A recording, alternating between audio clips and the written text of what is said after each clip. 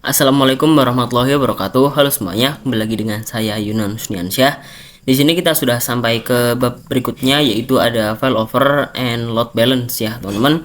Jadi pada materi failover dan load balance kali ini kita akan membahas beberapa materi, yang mana yang pertama yaitu ada konsep failover dan load balance itu sendiri, yang kedua yaitu ada setting topologi, yang ketiga ada add default route pada customer dan lain sebagainya teman-teman. Nah, yang pertama kita akan membahas apa itu konsep dari failover dan load balance teman-teman. Nah, di sini untuk konsepnya, di sini saya berikan contoh seperti ini. Nah, misalnya metode failover atau load balance ini digunakan ketika kita memiliki dua arah jalur ke internet, teman-teman. Ya, jadi di sini pada gambarnya mungkin ada beberapa VPC yang akan connect ke ISP1 dan sisanya connect ke ISP2, teman-teman. Jadi failover ini merupakan satu ISP aktif atau satu internet aktif yang ISP1, dan yang ISP2-nya itu tidak aktif, teman-teman. Nah, maksudnya adalah di sini ISP1 ini sifatnya aktif dan yang ISP2 ini sifatnya sebagai backup, teman-teman. Nah, sedangkan yang load balance ini ISP1 dan ISP2 itu aktif secara bersamaan. Nah, untuk contoh studi kasusnya di sini ketika misalnya ketiga virtual PC ini ingin bisa mengakses YouTube nih, maka ketiga virtual PC ini bisa mengakses atau bisa terhubung ke ISP1, dan sisanya misalnya ingin terhubung ke Facebook, maka terhubung ke ISP2 ya teman-teman. Dan selanjutnya kita coba untuk lanjut ke materi selanjutnya, yaitu ada setting topologi. Nah, kalian tinggal buka topologinya saja. Nah, di sini saya sudah menyiapkan dua topologi ya teman-teman. Maksudnya di sini saya sudah menyiapkan dua router, yang mana sudah saya ubah namanya menjadi router ISP1 dan router ISP2. Dan untuk tipe internetnya atau tipe ISP-nya yaitu adalah Cloud-NAT teman-teman, yang mana nanti kita akan mendapatkan IP 10.0. Nah, coba kita cek untuk mendapatkan IP berapa. Nah, di sini saya coba IP address print. Nah, di sini saya mendapatkan IP 10.137.233 teman-teman. Nah, untuk yang router ISP2 saya coba IP address print.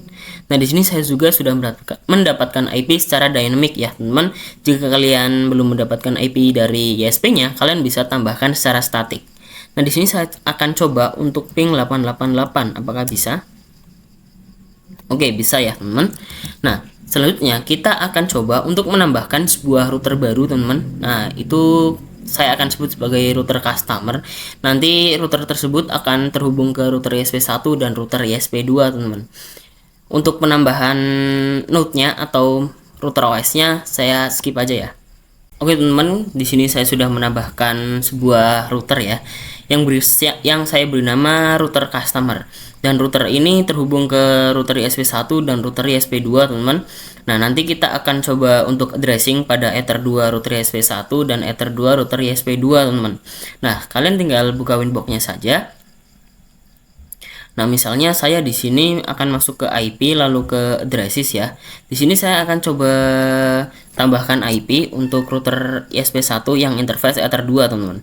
Nah, misalnya saya tambahkan IP 1.1/24. Dan di sini untuk interface-nya yang mengarah ke router customer yaitu Ether 2 teman-teman. Nah, kita tinggal apply saja lalu oke. Selanjutnya kalian buka untuk winbox yang router ISP2 teman-teman.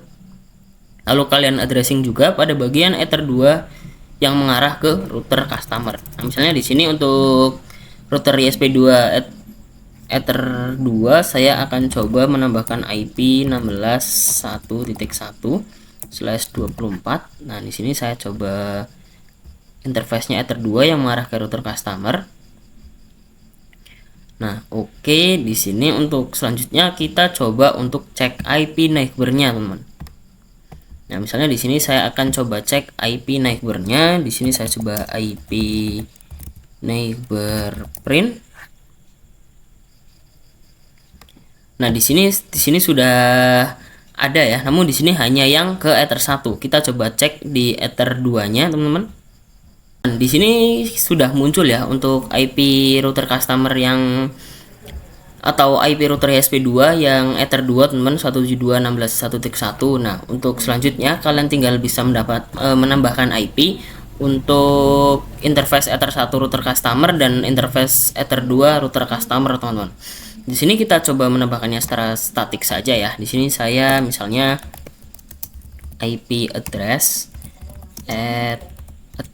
lalu di sini saya tambahkan IP yang mengarah ke Ether 1 terlebih dahulu. IP-nya misal 168.1.2/24 dan gateway-nya atau interface-nya di sini Ether 1. Saya enter. Nah, saya coba masukkan perintah lagi IP address yakni 172.16.1.2/24. lalu untuk interface-nya yaitu Ether 2. Nah, sekarang kita coba ping ke masing-masing gateway-nya, teman-teman. Karena di sini saya coba ping ke 192.168.1. Nah, ini hasilnya TTL, teman-teman. Nah, sekarang kita coba cek untuk ping yang gateway satunya 16. Nah, ini juga sudah TTL ya, teman-teman. Di sini kita bisa lanjut ke materi berikutnya. Oke, teman-teman, kali ini kita bisa lanjut ke materi berikutnya, yaitu ada add default route ya, teman-teman. Nah, jadi kita akan coba menambahkan default route pada router customer milik kita, yang mana nanti default route itu kan kita akan coba mengakses internet lewat router customer, teman-teman. Namun di sini bedanya adalah kita mengakses menggunakan dua jalur, bisa menggunakan Ether 1 dan juga bisa menggunakan Ether 2, teman-teman. Nah, untuk lebih lengkapnya kita bisa buka Winbox-nya saja. Nah, di sini saya coba buka Winbox router customer-nya ya. Nah, di sini kalian bisa masuk ke IP, lalu kalian masuk ke routes ya. Nah, di sini kalian bisa klik plus saja, teman-teman. Nah, di sini misalnya saya akan coba untuk menambahkan gateway-nya. Untuk destination address-nya kalian biarkan 000/0, dan untuk gateway-nya di sini yang mengarah ke Ether 1 terlebih dahulu ya. Misalnya di 192.168.1. Lalu di sini saya coba apply. Lalu saya oke.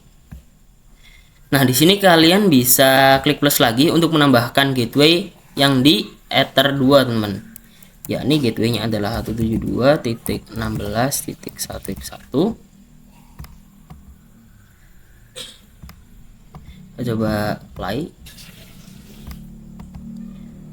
Oke. Nah, ini pasti salah satu dari IP gateway yang kita tambahkan tadi pasti muncul statik seperti ini ya, teman. Namun tidak masalah, itu merupakan konsep dari failover sendiri. Yang mana jika kita ingin yang kedua tadi aktif statik, maka kita harus disable yang pertama, teman-teman. Namun di sini saya akan coba disable yang kedua atau yang mengarah ke Ethernet 2, teman-teman. Saya disable saja. Oke, teman, kali ini kita akan mengkonfigurasi failover ya pada Winbox router customer kita. Kalian bisa buka topologinya saja. Nah, untuk konfigurasi failover itu sendiri seperti yang kita tahu kan, satu aktif, satunya backup, teman-teman. Nah, di sini saya kebetulan untuk yang aktif itu yang backupnya, interface backupnya yaitu yang Ether 2, teman-teman, yaitu IP-nya 172.16.1.1. Nah, misalkan di sini kita untuk konfigurasi failovernya, caranya adalah kalian pada yang aktif statik, kalian tinggal klik saja, teman-teman. Nah, di sini kalian distance-nya ganti menjadi 10.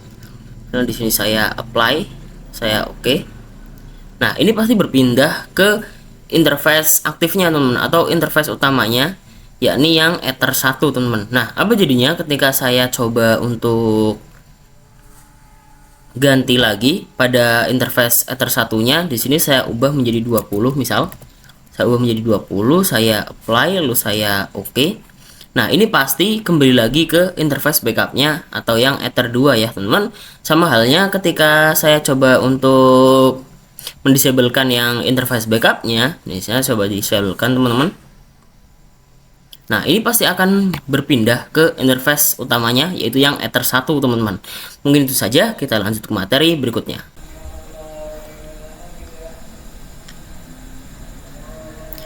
Oke, teman-teman, kali ini kita lanjut ke materi berikutnya yaitu ada cek gateway pada failover. Nah, di sini kita bisa buka topologinya saja. Nah, maksudnya adalah untuk cek gateway itu sendiri. Pada materi sebelumnya kan kita sudah berhasil untuk konfigurasi failover itu sendiri, teman-teman. Nah, namun apakah router customer bisa untuk memastikan apakah interface Ether 1 maupun interface Ether 2 itu aktif atau tidak? Nah, misalnya di sini untuk interface Ether 1 yang mengarah ke router ESP1 nih tidak aktif, teman-teman. Dan yang ke ESP2 itu aktif atau yang sebagai backupnya. Apakah router customer itu bisa untuk tahu apakah dia aktif atau tidak? Nah, untuk lebih jelasnya kalian bisa untuk buka Winbox-nya saja, teman-teman. Nah, di sini pada aktif statik yang mana ini interface Ether 1 yang mengarah ke router ESP1, teman-teman.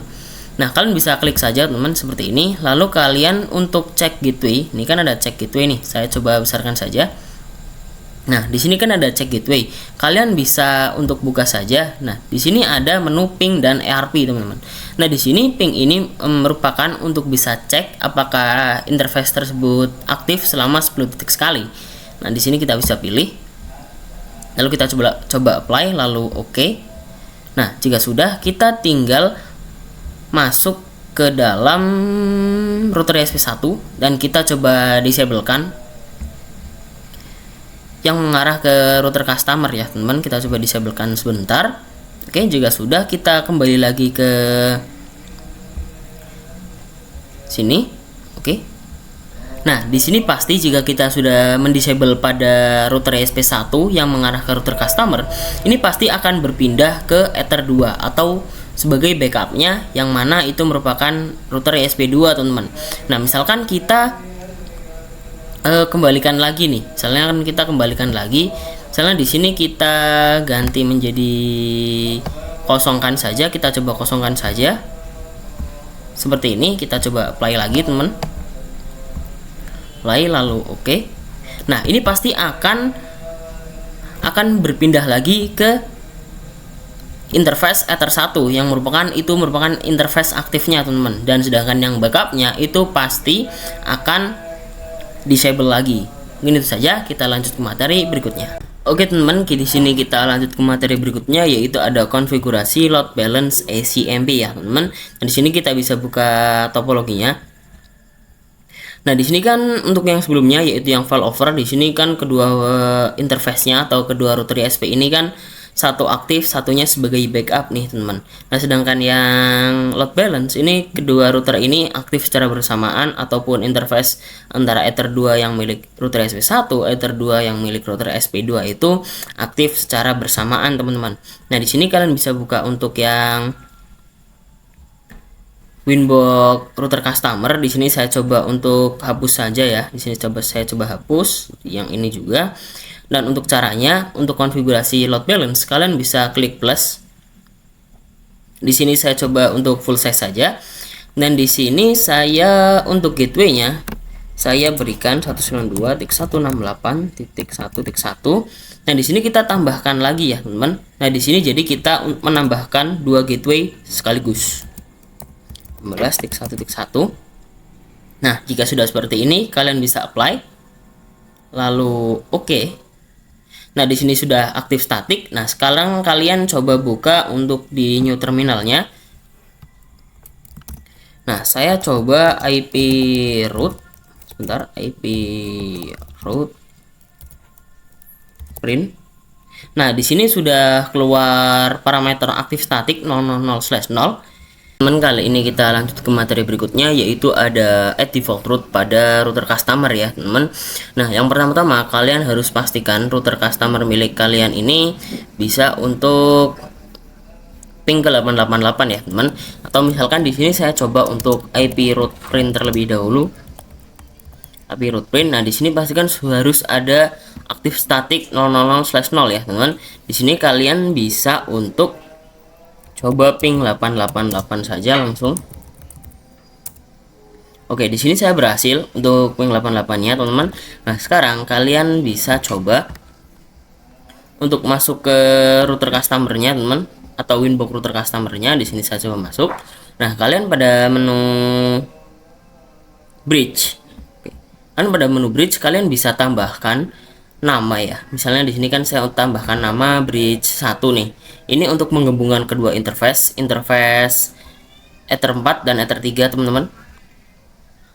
Dan bisa buka lagi. Nah, di sini untuk portsnya kalian bisa plus ya, klik tanda plus lalu kalian kasih ke Ether 3, lalu bridge-nya kalian arahkan sesuai yang kalian buat tadi. Lalu untuk selanjutnya kalian juga buat untuk yang Ether 4 teman-teman. Nah, di sini saya sudah bridge 1 interface-nya kita kasih ke Ether 4 teman-teman.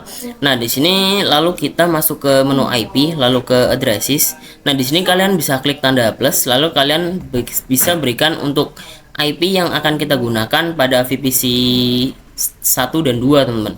Nah, misalnya di sini saya akan memberikan IP 10.1 dan interface-nya interface tadi teman-teman, yaitu bridge 1. Oke, jika sudah kalian bisa untuk ke menu IP ya. Lalu ke DHCP server teman-teman. Nah, lalu kalian bisa klik DHCP setup di sini. Nah, di sini kalian bisa arahkan interface-nya ke bridge 1 ya. Bisa arahkan ke bridge 1 teman-teman. Kalian coba next saja dan di sini next saja ya sampai selesai teman-teman. Dan selanjutnya kalian coba untuk request IP teman-teman. Nah, di sini saya coba show IP saja ya, langsung show IP. Nah, di sini juga saya sudah mendapatkan IP 10.254 dari DHCP servernya teman-teman. Yang VPC 5 juga sebentar. IP. Nah, di sini sudah ya teman, dan DNS-nya saya belum set. Nah, di sini saya coba untuk set DNS-nya saja. DNS 8.8.8. Oke, sudah. Dan satunya juga teman-teman. DNS 8.8.8. Oke. Kita IP lagi.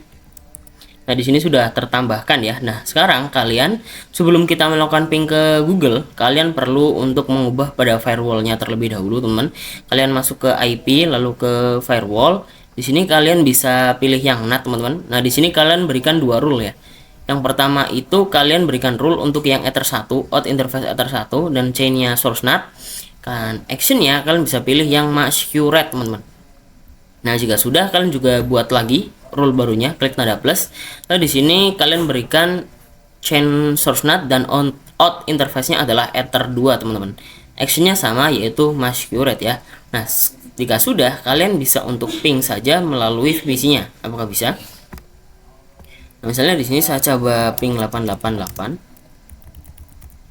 Ini hasilnya bisa ya, teman-teman. Nah, oke teman-teman, kali ini kita akan membahas materi yang bernama traceroute ya teman-teman. Nah, sebelumnya kan kita hanya membahas traceroute nih pada router saja atau pada router customer yang ada di Pinet Lab-nya saja teman-teman. Nah, sekarang kita akan coba untuk membahas traceroute pada Winbox.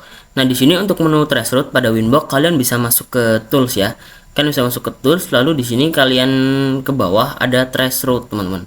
Nah, di sini misalnya saya akan coba untuk traceroute ke 888. Nah, ketika saya coba start, nah ini terhubungnya melalui 168.1.1 ya teman, atau saya terhubungnya ke menuju interface 1 lewat interface Ether 1 teman. Nah, misalkan saya coba untuk ke facebook.com nih.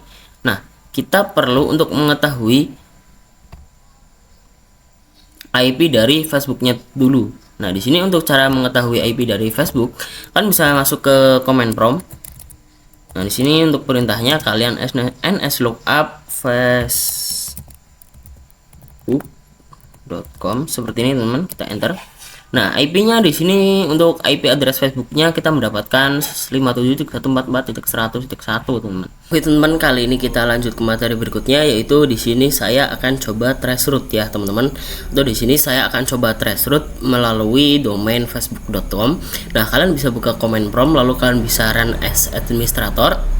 Di situ kalian bisa cari IP-nya lalu kalian bisa copy, dan di sini saya coba pastekan ya. Di sini hasilnya sudah TTL melewati router ISP2 teman-teman yang 172.16.1.1. Nah, di sini saya coba ping IP facebook.com lewat VPC dan itu hasilnya bisa ya teman. Oke teman-teman, di sini kita lanjut ke materi berikutnya, yaitu kita akan melimitasi bandwidth ya teman-teman. Jadi nanti pada kedua ISP ini atau pada kedua router ini memiliki bandwidth yang berbeda. Nah, misalnya di sini saya untuk ISP 1 saya memberikan bandwidth 2 Mbps teman-teman. Dan di sini atau ISP2 saya memberikan bandwidth 2 Mbps, dan saya akan coba memberikan IP atau memberikan bandwidth untuk yang router ISP1 sebanyak 8 Mbps teman-teman. Di sini kalian bisa buka Winbox yang router customer teman-teman. Jadi di sini kita ke roots, lalu di sini pastikan sudah aktif statik dan kalian bisa menambahkan gateway-nya ya teman-teman. Jadi di sini antara ISP1 dan ISP2 itu kita akan memiliki perbandingan 2:8 nih teman-teman. Nah, maka dari itu di sini kita akan coba untuk menambahkan gateway-nya. Dan misalnya di sini saya untuk gateway-nya saya akan berikan IP 172.16.1.1 itu berjumlah 6 teman-teman. Nah, di sini saya coba tambahkan ya. Di sini saya sudah menduplikatnya ya teman-teman. Jadi di sini kita akan memberikan 1:6 teman-teman. Jadi di sini kalian bisa tambahkan saja, lalu di sini kalian bisa apply lalu oke ya teman-teman. Oke teman-teman, jadi di sini saya akan melakukan konfigurasi load balance route rules ya teman-teman. Oke, dan jadi di sini langkah yang pertama untuk konfigurasi load balance route rules-nya, kalian bisa untuk masuk ke VPC-nya terlebih dahulu, lalu di sini saya akan coba untuk memberikan sebuah IP ya teman-teman. Jadi di sini saya berikan IP 10.10.10.10 teman-teman, yakni /24. Kita menggunakan /24 teman-teman. Lalu di sini saya berikan IP 10.10.10 atau IP gateway-nya 10.10.10.1 teman-teman. Oke, di sini saya sudah berhasil menambahkan. Lalu kalian bisa ke VPC satunya teman-teman.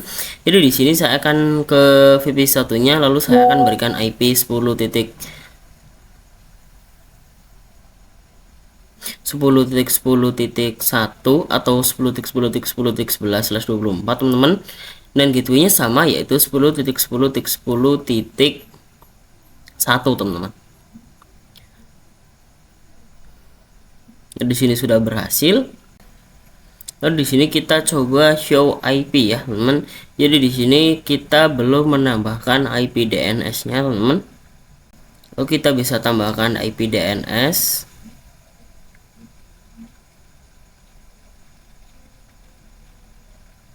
Lalu kalian bisa buka untuk Winbox router customer-nya teman-teman. Di sini saya coba buka Winbox router customer-nya. Lalu di sini saya akan coba masuk ke dalam IP, lalu kita ke roots. Lalu di sini untuk yang aktif statik kita bisa disablekan terlebih dahulu teman-teman. Lalu di sini kita ke rules ya, kita ke rules, lalu kita bisa menambahkan source address. Nah, di sini source address-nya misalkan saya akan menambahkan IP 110.10.10.10 teman-teman. Ini yang tadi kita addressing pada VPC 1 ya teman-teman. Nah, di sini untuk destination address-nya kalian bisa biarkan kosongkan saja teman-teman. Di sini untuk actionnya itu lookup sudah betul, dan di sini untuk tabelnya misalnya saya akan berikan nama VPC 1. Saya apply lalu saya oke teman-teman. Di sini kita klik plus lagi, lalu di sini kita bisa tambahkan untuk IP yang VPC 2 teman-teman, yakni 10.10.10.11. Di sini actionnya sudah lookup betul, lalu kita di tabelnya kita bisa namakan VPC 2 teman-teman.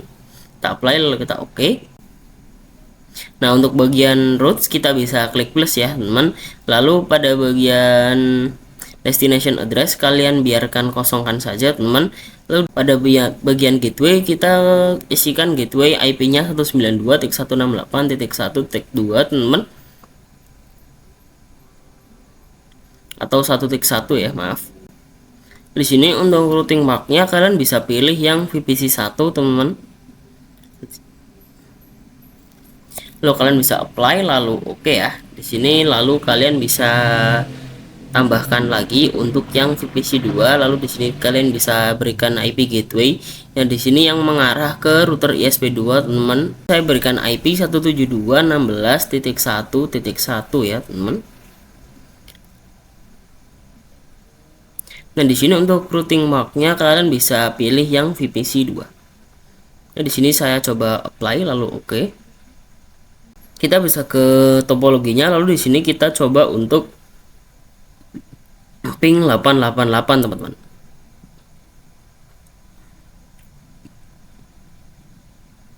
Nah, di sini sudah berhasil, maka kita bisa lanjut langsung ke materi berikutnya. Atau di sini sebelumnya kita coba trace route terlebih dahulu ya, teman-teman. Atau kita coba trace 888 dan di sini melalui 192.168.1.1 ya, teman-teman. Mungkin itu saja, kita lanjut ke materi berikutnya. Oke, selanjutnya di sini kita akan melakukan konfigurasi Mangle ya, teman-teman. Jadi di sini untuk konfigurasi Mangle saya akan buka router customernya, Winbox router customernya. Lalu di sini untuk yang rules kita bisa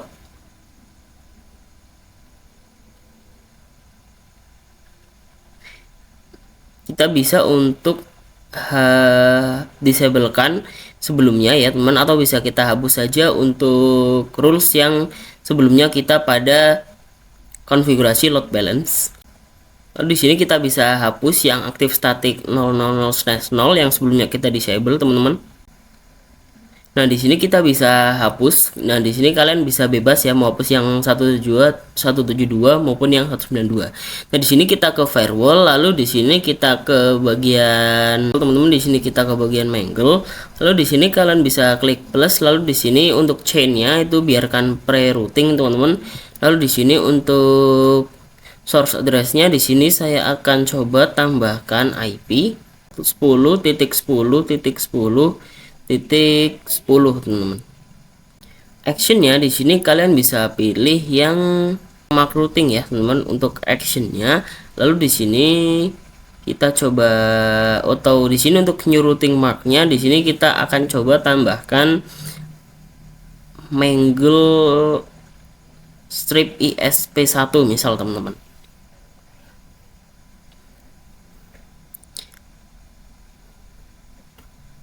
Di sini saya coba apply lalu oke ya. Di sini kita klik plus lagi, lalu di sini pada bagian general untuk source addressnya kita ubah menjadi yang IP VPC 2 teman-teman, yaitu 10.10.10.11. Lalu di sini untuk actionnya kalian ubah lagi menjadi mark routing ya teman-teman. Di sini untuk new routing marknya kalian bisa tambahkan, misalnya saya akan coba tambahkan Mangle strip ISP2 misal teman-teman. Kita apply lalu kita oke ya di sini. Lalu di sini kita bisa ke bagian, nah di sini kalian bisa klik plus pada root ya teman-teman. Di sini kita new root, lalu di sini saya akan coba tambahkan IP gateway-nya yaitu 192.168.1.1 yang router ISP1 teman-teman. Nah di sini untuk routing marknya kalian bisa pilih ya, kalian bisa pilih yang sebelumnya yaitu yang Mangle ISP1 teman. Lalu di sini kita coba apply lalu oke. Dan di sini kita bisa klik plus lagi pada rootsnya, lalu di sini gateway-nya kita gantian masukkan yang router ISP2 yaitu yang 172.16.1.1 teman-teman. Dan untuk routing marknya kalian bisa pilih yang Mangle ISP2 teman. Kita apply lalu kita oke. Lalu di sini pada bagian VPC-nya kita bisa coba ping saja teman-teman. Nah, di sini kita bisa ping 888. Lalu di sini kita bisa untuk trace 888. Nah, di sini melewati yang 192.168.1.1 teman-teman. Mungkin itu saja pada materi kali ini, kita bisa lanjut ke materi berikutnya.